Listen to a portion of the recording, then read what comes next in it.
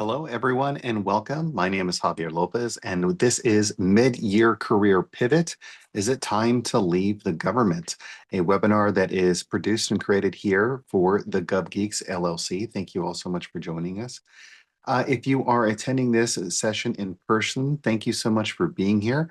I'll be monitoring the chat and the information coming in so we can do some questions and answers as it's coming up. If you're seeing this afterwards as a recording, welcome. Thank you very much for being here. Please feel free to send us any questions, comments, or leave your messages below, and we'll be happy to follow up with you as well. So let's go ahead and dive into this mid-career pivot. What does it mean to have a time to leave the federal government or just the government in general? So a little bit about this information. This is professional coaching practices and medical guidance. This isn't intended to be something to replace professional medical or mental health care. So please make sure you take note of this. And a little bit about yours truly. Again, my name is Javier Lopez. I have a Master's of Science in Administration. I am also a professionally certified coach. I'm an executive coach. I've been so for the past 10 years. I'm also an assistant professor here at Trinity Washington University in Washington, D.C. I'm grateful to be the program chair for the Master of Science in Administration program. Very fun program. I'm also a retired federal executive. I spent over 20 years in government and have been working towards helping to provide more support to everyone in the community as part of my executive coach work following that time. It's been over 10 years now that we've had our coaching practice, which is wonderful. We are called the Gov Geeks for a reason. I am a self-described geek. Here we are. It was one of our awesome con. It's one of the comic conventions that we have in Washington, D.C. It was a fun event. We rented a podium from this great organization. That's actually the same White House podium that the White House uses for different administrations across different events. My much better half, Karen, is there on the far left. She is the chic Gov Geek. And because it's Comic-Con and it's so cool, there's actually a lot of folks that went and got pictures. Here was a person who was doing some fun cosplay of a Jack Sparrow. If y'all remember from the movies and such. So yeah, we very much love geeky things. We think it's awesome to learn and grow professionally while at the same time having fun. I mean, what kind of a better way is there to do it, I think. So let's go ahead and take a quick look at the agenda for what we'll be talking about. The date of this recording and presentation is on June 25th, so we are really close to the 250th anniversary of the United States. That is just a huge, incredible time. So what does the agenda look like? First, we're going to do some welcoming and some framing. We've got ourselves a career satisfaction scorecard that we'll work you through. We'll talk about how to focus on a purpose-focused life, give you some ideas about how to do some market research to know whether or not it is time for you to leave government. We'll do a quick assessment also for your career transition or career translation readiness. That is a big thing because so often we know and understand what our work is in government, but don't necessarily know how it translates to the private sector, academia, nonprofit, all those sorts of things. Another important topic that we'll talk about is financial readiness. Are you financially prepared and ready to make that transition? And lastly, as you are taking the next steps to think about what is possible, we'll look at some pivot planning as well. Also, overall, we're going to take just about under an hour to get through all of these slides and these conversations together. So we very much welcome the engagement along the way. What are the main goals then that we're looking for? There's four in particular that we have in mind. The first is for you to assess your current career satisfaction.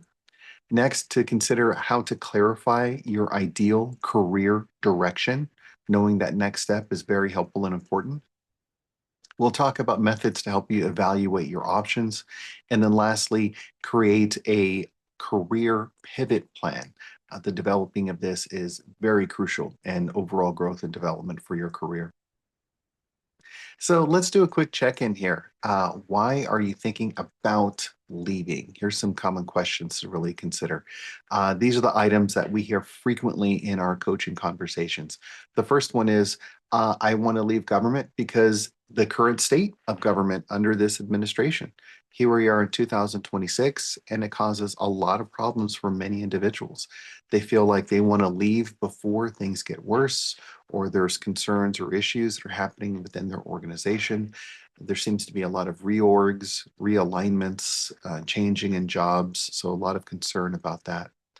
Another is you might have questions or issues regarding your supervisor, what your agency is being tasked to do, or what the mission of your organization is. And you just don't necessarily align with where it is now compared to perhaps where you thought it was going to be or where it used to be in earlier parts of your career. Sometimes there's work-life integration issues, not just work-life balance, but specifically work-life integration, the ways that we can kind of see ourselves as government employees while still having a personal life. Sometimes there's a lot of overloads, and each of these may actually be intertwined. For instance, a lot of the conversations that we have from colleagues and clients are about where they need to do more work to make up for a lack of individuals within the organization. And that can be just so stressful for them. Another item that comes up a lot is we just want more growth opportunities. So this is higher pay, more autonomy, greater degrees of development, things of that sort. Those could be some areas of why you're thinking about leaving. Please feel free to take a moment to write that down for yourselves. Why are you thinking about leaving government? What's the driving force? And I'll state that pretty closely as well, because one of the challenges is to what degree are we feeling like we're being pushed out versus seeking something out? And oftentimes, when we leave for reasons that we are feeling pushed, we may be more eager to jump into something that we're not necessarily in the best place to be in. Like, what if we decide to go into something that's going to be even worse than where we are currently? um, versus I want to go to this other area to do this type of fulfilling action, item, activity, etc. That is a lot more appealing. And honestly, when we choose those decisions in that way, it's much more meaningful for us as well. So that can be very helpful. But let's look more closely at what we're talking about here then. This is a career satisfaction scorecard. So as we go through this, please take a moment to choose your numbering on these questions. So for instance, as we go through, there'll be a couple of questions and you can rate yourself a 1 through a 10 to determine what is the best level that you think is going to be a good fit for you. Just interesting questions, interesting thoughts might be helpful for you to consider what works for you. There we go. So let's dive into these. The first one is rate yourself again between 1 through 10 for these. Your purpose. How do you feel connected to your purpose and what you're doing there? Is the pay enough for you? Maybe it's too much. I don't know. I've never heard that one yet, but you never know. There might be a person out there, I like everything's great, but they're just giving me too much money. This is a problem for me. Another might be your growth. Maybe you feel like you are being limited in what growth access that you have. Maybe perhaps it is a little bit of a frustration for you as well. Maybe there's a bigger concern about where you are in the process, perhaps. Um, Another item might be, let's see here, your leadership. Is it either your access to leadership? Is it perhaps what you are experiencing as a challenge from what your leadership is offering you? Flexibility. Maybe in some other positions, you had a lot more flexibility to take off, to manage your own schedule and time, but some other places could be a bit more strict, for lack of a better word. Maybe there's a degree of stress that you might be experiencing as well. Changes in the administration or the requirements of your job and your work. Maybe it was already a stressful environment to begin with, regardless of whatever changes in the administration had occurred. There might be questions about stability. There's been a number of issues with retirements and individuals who are concerned about whether or not their position is going to be really there. There might be an executive order that moves people in or out, and we're waiting for decisions to be made from the courts as people are having issues and concerns. So some stability might exist. Maybe there's a degree of recognition that you're experiencing or not experiencing. You're not being recognized enough for your responsibilities, your actions, your duties. Another one is learning. You're either people leave typically if when they are not earning and when they're not learning. If you're not earning enough and you're not learning enough and you feel kind of stagnant, that could be a bigger issue. Another big thought is your energy levels. So essentially, say Friday comes around and you've been at work for a full week, how exhausted are you? Is your energy level just too low? That can be a problem. So please take a moment. There are 10 items here, and hopefully you've been able to rate them 1 through 10. Now total up those numbers, and let's see what those mean. 1, of course, is where you're not feeling very great. 10 is I'm feeling great in this area. So ideally speaking, you have a lot of 10s, but we will see where your totals come to. Let's look at a quick scoring item here. So if it is between 10 to 30, you have a pretty strong dissatisfaction with where you are. Maybe this is time to leave your position because of the factors that we're seeing here with the scorecard. If it's 31 to 60, you're feeling kind of satisfied at the moment, feeling okay in terms of what's available for you. And then lastly, 61 to 100 is high satisfaction. But I'm willing to bet if you are taking this webinar or if you're watching this video and you have a high satisfaction, you probably wouldn't be watching it to begin with. So these might be good indicators that it's time for you to consider leaving government work. But let's move on to the next bit here. Happiness fueled by pleasure has a decreasing effect. The hearts are kind of like, if you all ever played Link or Legend of Zelda earlier on. And so playing this all the time in the 80s, I always think of this one. But pleasurable items happen and it's very helpful for us. Like we go finally on a vacation and it's an incredible experience. Absolutely.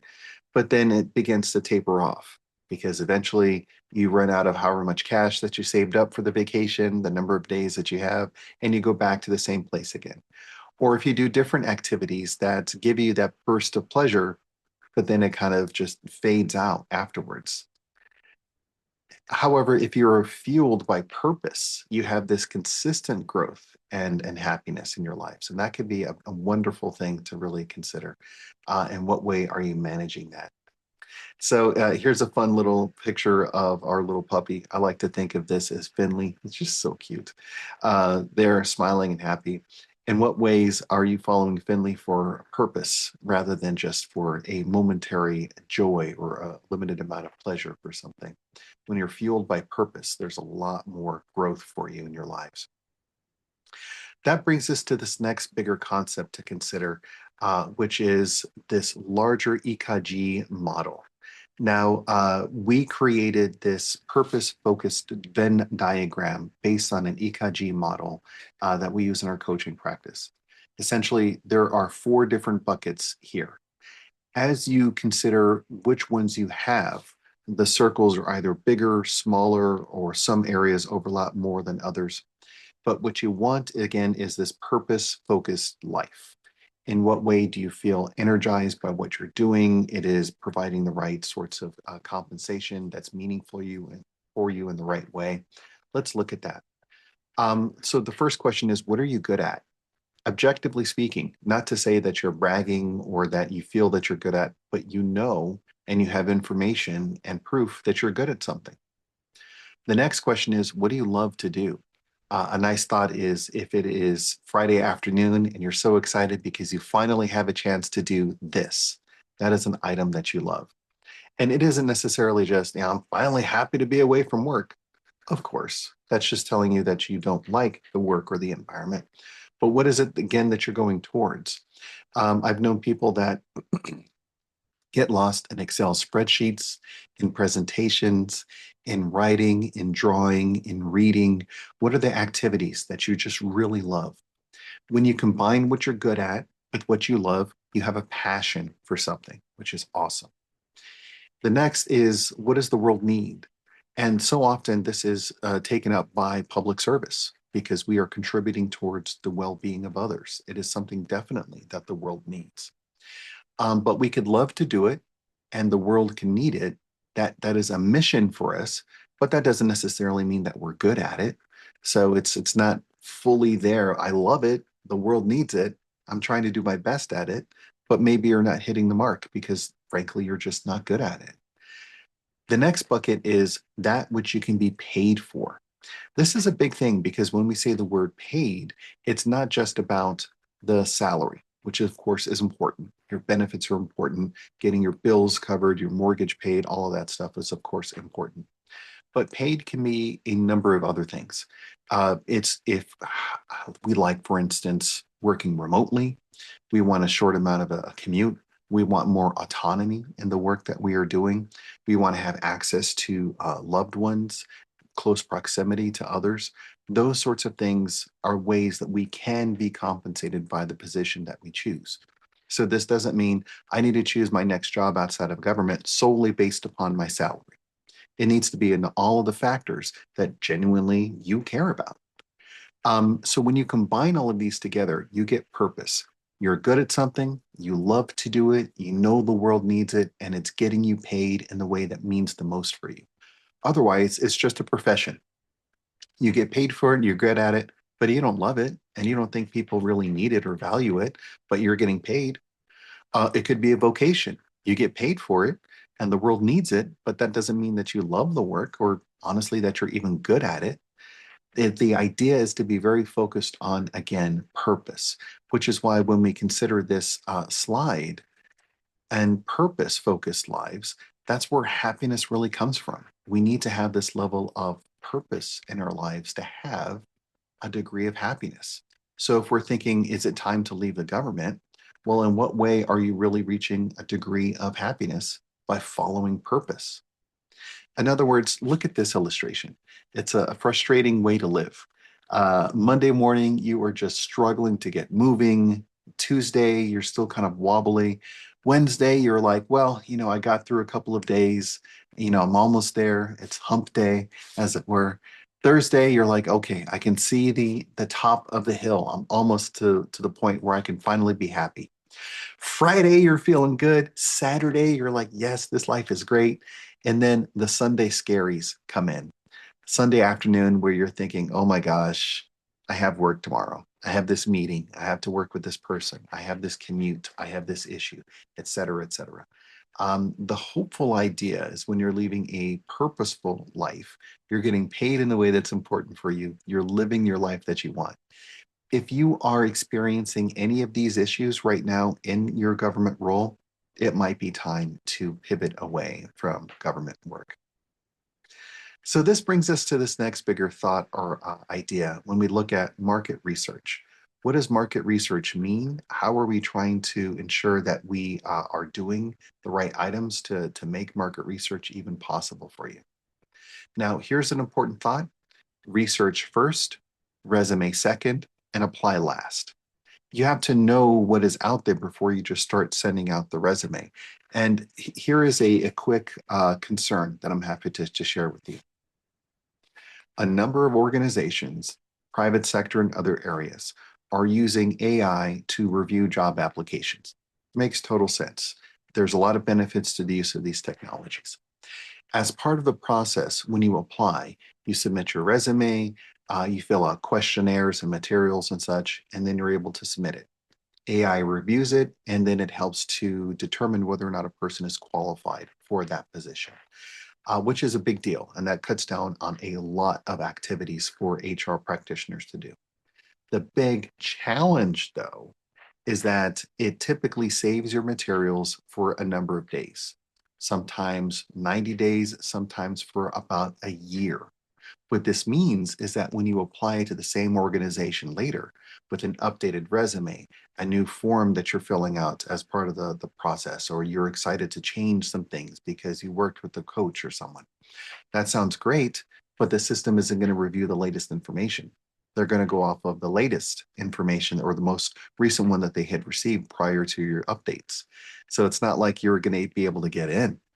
And this is a frustration because, oh my gosh, if you are just thinking, I'm going to spray and pray approach, or I'm going to spray my resume all over the place, I'm going to send it everywhere, but you're not tailoring it right, you're not updating it correctly for each of the positions, you're going to be deemed unqualified consistently because they're still using that first application that you had submitted however many weeks or months ago. So that could be just devastating for career searches. Again, it's important to research first, then do your resume second, and lastly, then you can go about applying. So the market research, what do you need to look for when you're doing your market research? And market research is I'm looking at Indeed, LinkedIn, you're looking at specific executive search firms and their websites and such. What are you looking for? You should align your interests based upon the purpose-focused concepts that we talked about. But specifically, here's what some suggestions are for you. The first is what industries are hiring for your skills? Maybe you are used to being in one skill and government or skill area, but that skill set can be very vital in other industries or other areas, other professions, and you're not necessarily taking that into consideration. So when you are searching, don't just search for a job title that you think you would like. Start searching for types of skills that come up for the types of work that you're doing. I mentioned the use of AI earlier. You can do that as well. You could like write down a list of skills that you know you're phenomenal at, and then ask what sorts of industries are good for these positions or these skills. What career prospects would I have if I focused my career search on these areas? That can be very helpful for you. Salary ranges. Is it very high or a low expectation of what your salary ranges are, depending on where you're going into, where you're going out of? This can also differ drastically based upon geography and other requirements for you. What is the likelihood of you getting a remote, hybrid, or an entirely in-office position? What are the patterns and trends that you're seeing? If this negates some of your purpose-focused research earlier on, in what way do you need to change some areas? Maybe you need to focus on some new areas that you hadn't necessarily considered. That would be very helpful if you wanted a remote job or a hybrid job or even an in-person job as well. Focus on things that are helping you understand, well, what is the reality of where you're going? Think about your geography. Are you willing to relocate? Are you willing to commute a bit further? Perhaps move fully to remote, but you work with people who are in different parts of the world. I have lots of clients that they and their colleagues are working in different parts of the globe, and it's phenomenal. And that's something that they love and enjoy. Others, they do their 9 to 5 and they're directly in the office space. But when you're thinking about moving in and out of government, what does your industry or your target area look like? If this is a big factor for you, what are the ones that have a likelihood of meeting your geography requirements? And how are you going to change what you're applying for as a result of that? Think about the growth outlook. Not only are you going to get an entry point, but is it then like you've already hit the ceiling and you're not able to move beyond that? Again, earlier I mentioned if you're not earning or learning in a position, it is a likelihood that you're going to want to leave. If you get this position and you know from the get-go that you're not going to earn more and you're not going to learn more, how satisfied are you going to be? Now, of course, maybe you're in a position where you're like, I haven't had a position for like 6 months or longer, and I just need to get something. Absolutely. But when you know what you're stepping into, at least you can make an informed decision about something. Are there any new required certifications or materials? Maybe you found like the ideal position or area, and you're thinking, you know what, I need to wait a little bit more so I can get these certifications, and then I can apply, and then I can be a good fit for these roles. maybe that's something that you need that can help you know whether or not it is time to make the transition. What is the ideal culture of your organization that you're looking for? Do you want it to be a happy environment, a place where you go in, you check out, you do what you got to do, and you're gone? Those places exist.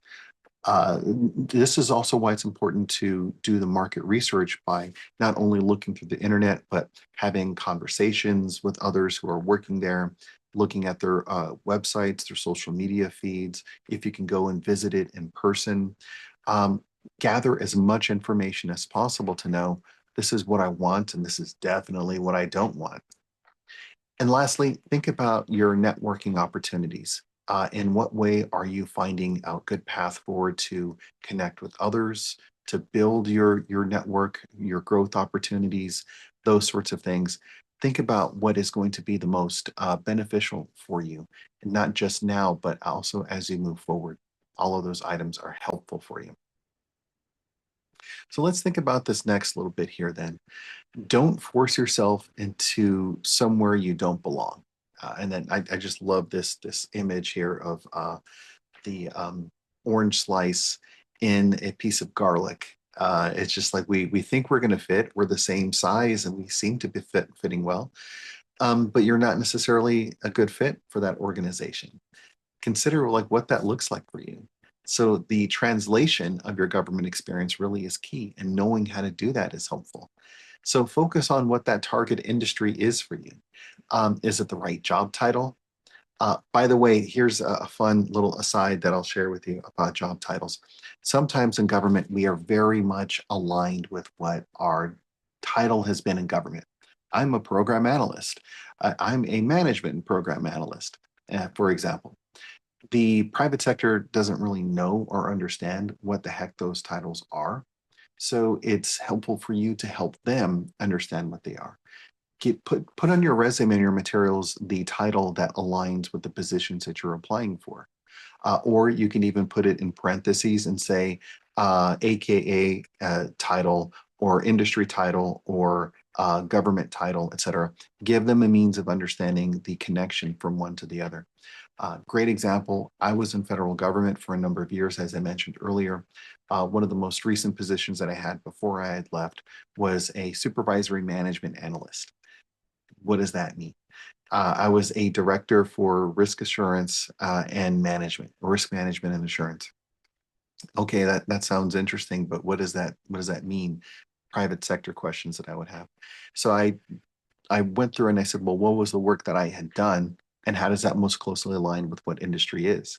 Chief Risk Officer was the closest one.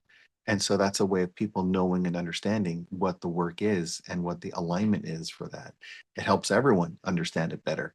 And that can help you move forward as well. So consider job titles a bit more. Next, think about your position descriptions as well. Not only like the roles that you have, but also what are the roles that you're applying for? How are you utilizing the right information and language in these areas? How are you showing your education? If you have a master's in public policy and you're applying for something that doesn't necessarily align so much with public policy, what other education requirements exist for the roles and for the positions? Think about, well, is this going to be a better way for me to translate my experiences? And another one, of course, is our career language. There's a lot of terms that we use in government that isn't really used outside of government. So think through as you are writing things to make sure that they are in language and terms that the private sector is going to be interested in. Again, focus on your target industry. Don't just, you know, send something out just because you've been used to it in government. You really need to make the effort to kind of connect with their needs and their interests in order to really make some traction. Think through these items here when you're considering maybe it's time to leave government. Because sometimes people would just jump and go. And yes, there's some value to that. But unfortunately, if you're not transitioning well enough ahead of time, you may find yourself in a couple of stuck positions. I'll give you a great example. I've been working with a number of clients over the years who transitioned from government. And because of how they wrote their resumes and their materials, they were able to transition. Fantastic. They got the job. Okay. But what they didn't realize is that they could have earned a higher position in the private sector if they had made the tweaks and updates to their resume to begin with. And so when they get there, they're like, well, I'm at this level, but I'm really qualified for this level. So a person reasonably can say, well, if you were qualified for here and you can do the job, why didn't you take this job? Why weren't you looking for that? Why? What's the difference between here? What are you missing?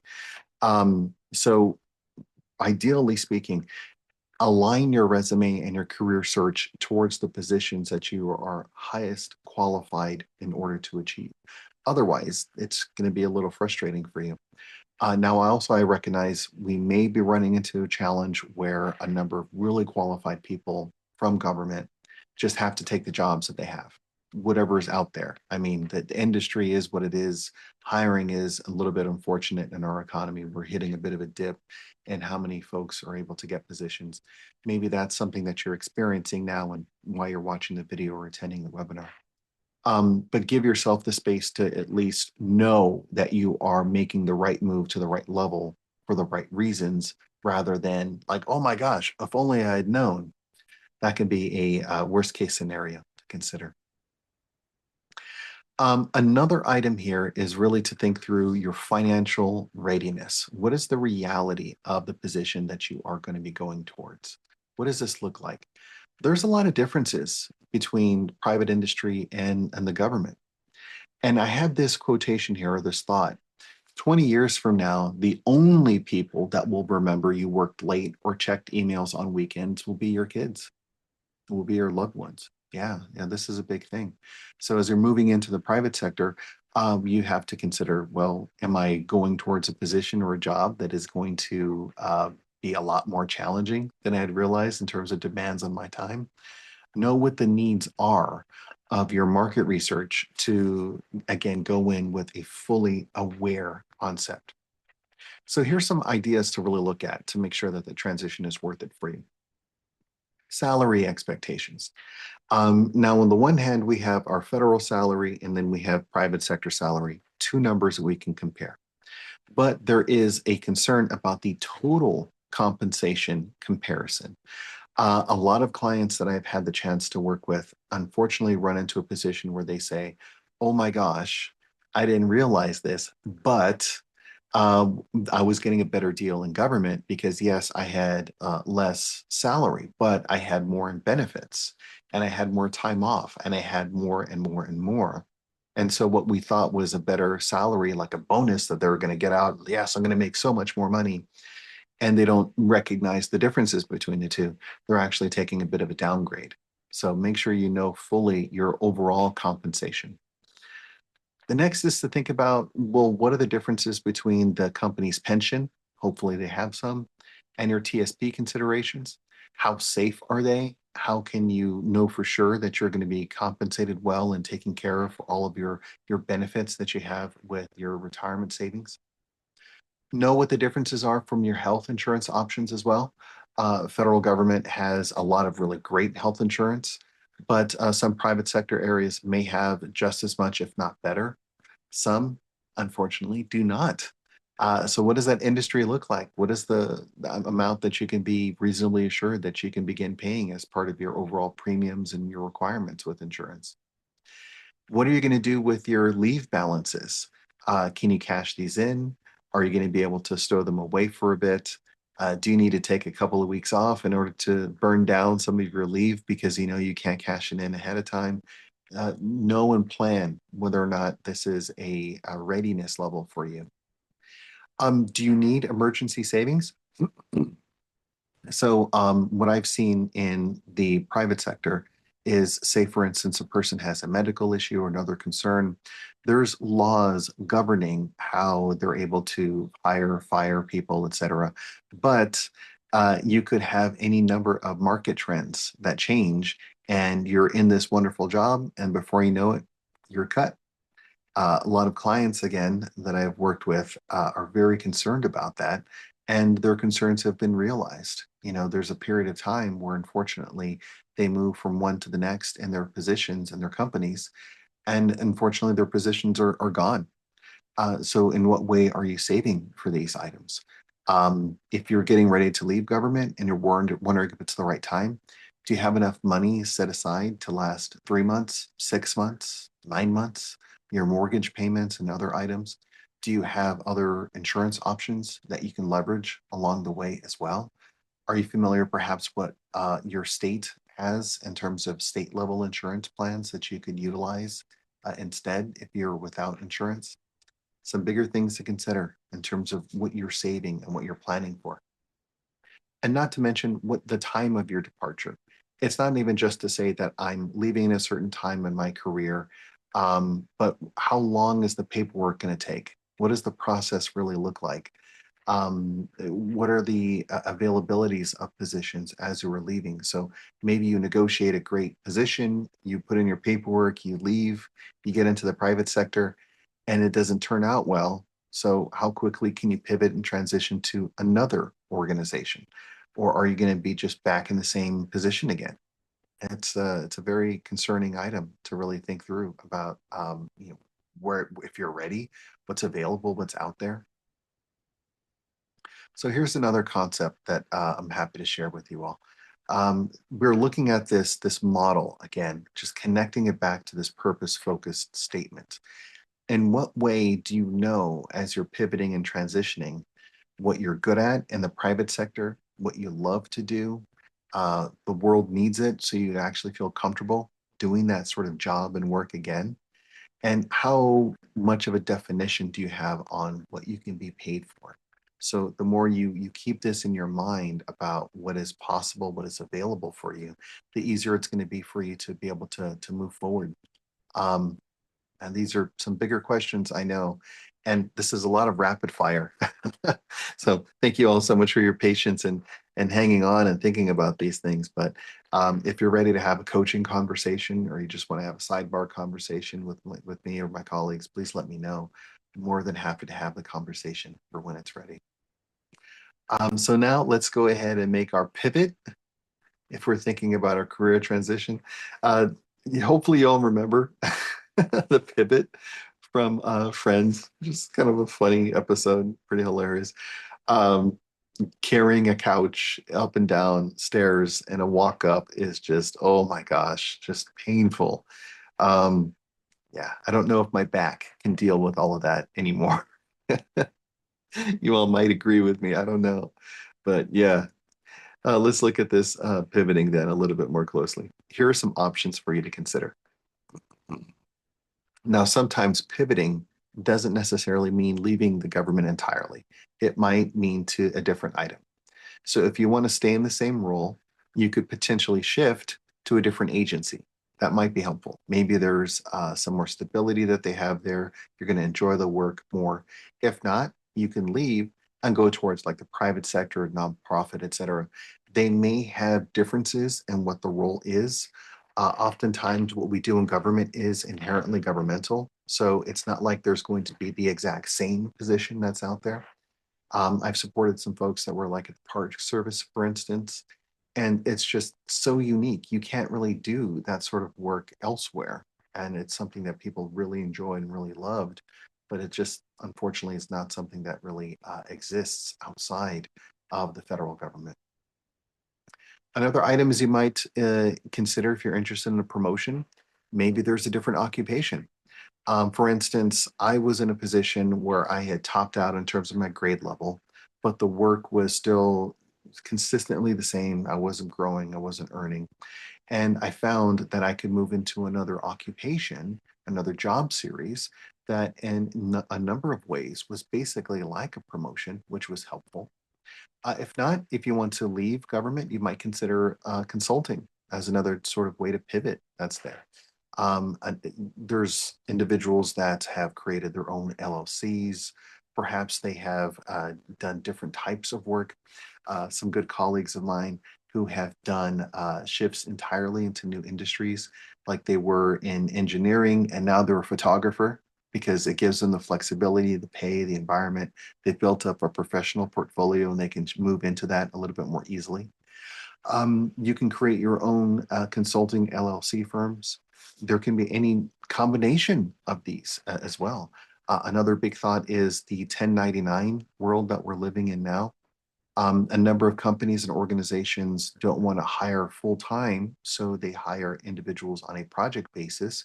So you could have a very nice career doing 1099 work. And 1099 is a tax form where a person is hired essentially as an independent contractor. So that might be beneficial for you. If you are thinking about your issues about new supervisors, maybe you can move out to fellowships or a nonprofit role, perhaps as well.